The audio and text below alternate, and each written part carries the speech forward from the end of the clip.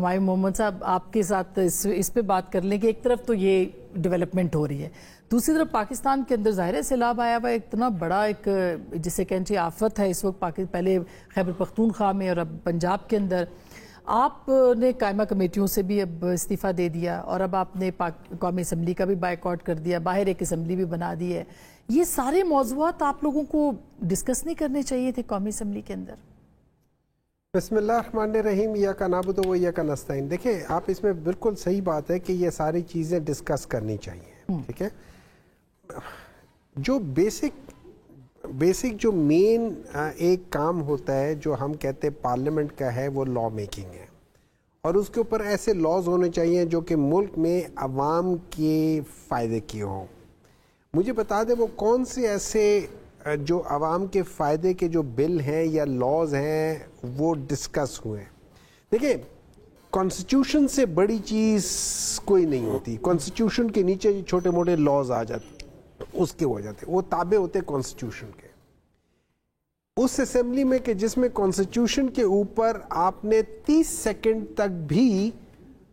ایک پارلیمنٹ کے اندر، نہ کمیٹی کے اندر اور نہ پارلیمنٹ کے اندر کسی نے ڈسکس کیا ہو، ٹھیک ہے۔ اس کے بعد جس طریقے سے اس پارلیمنٹ کے اندر لوگ آ کے دروازوں کو تالے لگا جاتے، چاہے وہ کہتے ہیں کہ جی آپ اس دروازے کو لگایا تھا، اس دروازے سے کیوں نہیں نکلے، دروازے کو لگایا کیوں تھا؟ ٹھیک، جب آپ کے پارلیمنٹ کے اندر سے لوگوں کو اٹھایا جا رہا ہے، جب آپ کے پارلیمنٹ کے اندر سے آپ لوگ اب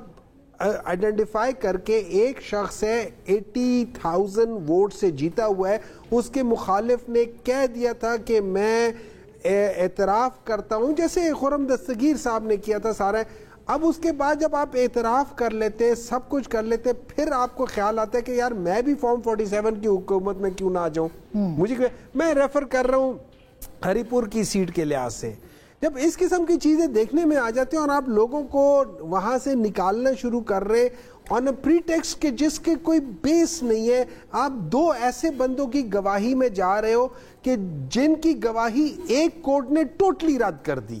اور دوسرے کورٹ نے ان کی آدھی گواہی رد کر دی اور آدھی گواہی لے لی۔ وہ کہتے ہیں نا وہ فالسس اومنو فالسس اومنیبس، کہ مطلب اگر آدھی غلط ہے تو پھر پوری غلط ہے، آپ یہ نہیں کر سکتے ہو کہ آدھی ٹھیک ہے۔ کہ پاکستان تحریک انصاف قومی اسمبلی سے ریزائن بھی کر سکتی ہے، کیونکہ ظاہر ہے کہ آپ کہہ رہے ہیں کہ پاکستان تحریک انصاف کا جو مقصد ہے وہ حکومت میں آنا نہیں ہے۔ اگر پاکستان تحریک انصاف کا مقصد ہوتا حکومت میں چمٹ کے رہنے کا تو 2023 میں ہم لوگ ریزائن نہ دیتے کے پی سے اور اس سے۔ ہم لوگوں نے دیکھا کہ کانسٹیٹیوشن کہتا ہے آرٹیکل 224 کے تحت کہ اگر کوئی بھی اسمبلی ڈیزالو ہوتی ہے اس نے ودن 90 ڈیز اس کے اندر ہونا ہے، لیکن